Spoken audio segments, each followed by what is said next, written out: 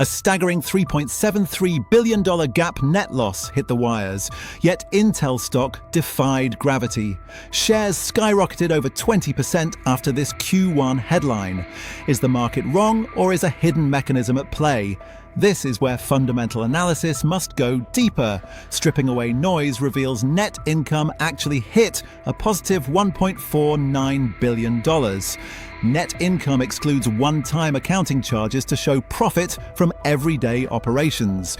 But examine the $4.07 billion goodwill impairment charge, and the picture changes entirely. This charge is just an accounting adjustment reducing the value of past acquisitions. Management executed a kitchen sink quarter to clear historical dead weight. For your portfolio, this one maneuver is a cornerstone of value investing. Surface-level destruction often masks underlying operational stabilization. Institutions reward a cleaned-up balance sheet because it paves the exact way for visible future earnings. To grasp this, we need solid stock market analysis on the future of their silicon. Data center and artificial intelligence revenue growth came in at a massive 22% year over year. Is Intel catching up in the infrastructure race? The consensus was they were permanently left behind. But pairing that segment momentum with foundry revenue growth of 16% shatters the bearish narrative. This top-line expansion proves management is navigating complex supply chains to meet unprecedented demand. Your investing strategy cannot evaluate a legacy business on outdated assumptions when new operations are rapidly monetizing. Proper fundamental analysis explains why shares surged 20% by anticipating where the company is heading.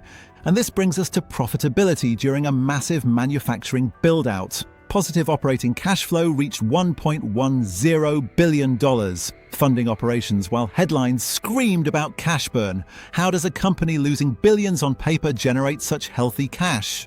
While investors fixated on capital expenditure fears, gross margin expanded to 41.0%. Gross margin represents the percentage of total sales revenue retained after incurring direct production costs. Critically, this represented a gross margin increase of 1.8 percentage points amid severe industry bottlenecks. This is a crucial investing strategy insight. Margin expansion paired closely with rising revenue is the ultimate formula for explosive future earnings growth, proving operational discipline is tightly managed. Yet one bizarre detail almost derailed this entire value investing thesis. The earnings report included a $1.09 billion mark-to-market loss tied strictly to domestic infrastructure agreements. Many algorithms immediately read this metric as a catastrophic failure. But zoom out to examine total liquidity standing at a fortress-like $32.8 billion. Liquidity is the amount of cash and easily converted assets a company possesses to meet immediate needs. This massive cash pile pairs perfectly with a highly secure debt-to-equity ratio of 0.36 times. The debt-to-equity ratio compares total liabilities to shareholder equity, showing exactly how much leverage is utilized. Furthermore, the company successfully repurchased a 49% minority equity interest in their Ireland joint investment entity. What does this mean for open positions? It proves Intel operates from a position of profound financial strength, minimizing immediate equity dilution risks. Superior stock market analysis reveals one clear truth. They are leveraging public-private partnerships to maintain an entirely unsinkable balance sheet. Returning to our initial question, why did Wall Street ignore a $3.73 billion paper deficit and bid up the stock? They ignored it because headline losses were an accounting illusion driven by strategic write-downs. The underlying reality is that core operations remain highly profitable, and their independent foundry model is capturing critical market share in the artificial intelligence boom.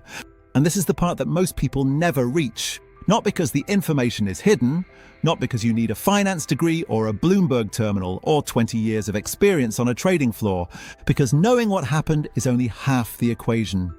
The half that actually changes your life, the half that separates the people who watch history repeat itself from the people who see it coming, is understanding why it happened. The mechanism underneath. The incentive that was misaligned, the risk that was mispriced, the assumption that felt safe until it wasn't. That is what we just broke down together. And that framework, that way of reading a situation, does not expire when this video ends. It travels with you. Into the next financial video you scroll past on your phone, into the next conversation about whether now is a good time to buy or sell or wait, into the next headline designed to make you feel something before you have had a chance to think anything, into the next decision, big or small, where someone is counting on you not knowing what you now know.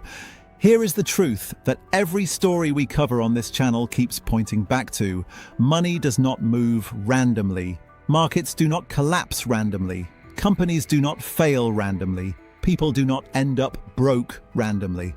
There's always a logic underneath, always a sequence of decisions, incentives and miscalculations that, when you see them clearly, make the outcome feel almost inevitable.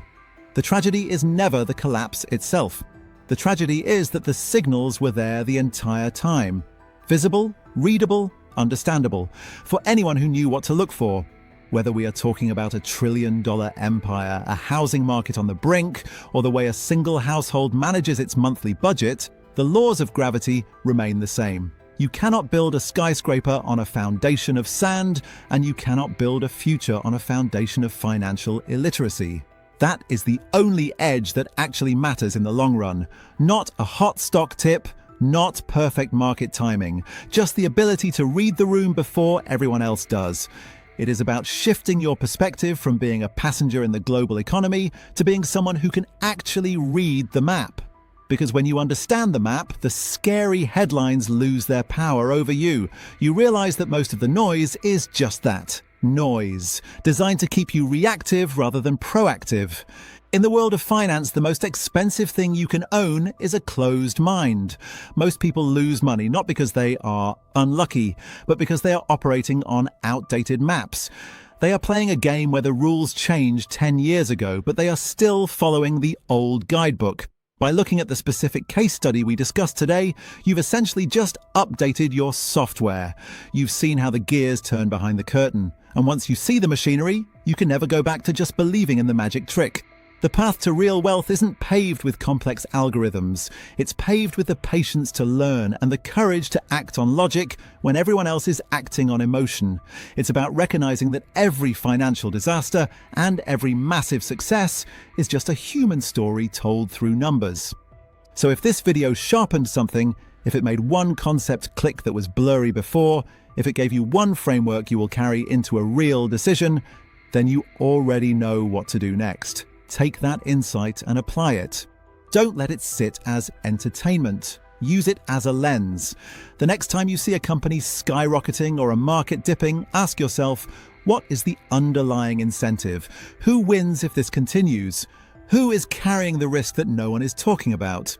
True financial wisdom isn't about knowing everything. It's about knowing how to think about everything. It's about building a mental fortress that protects your capital and your peace of mind.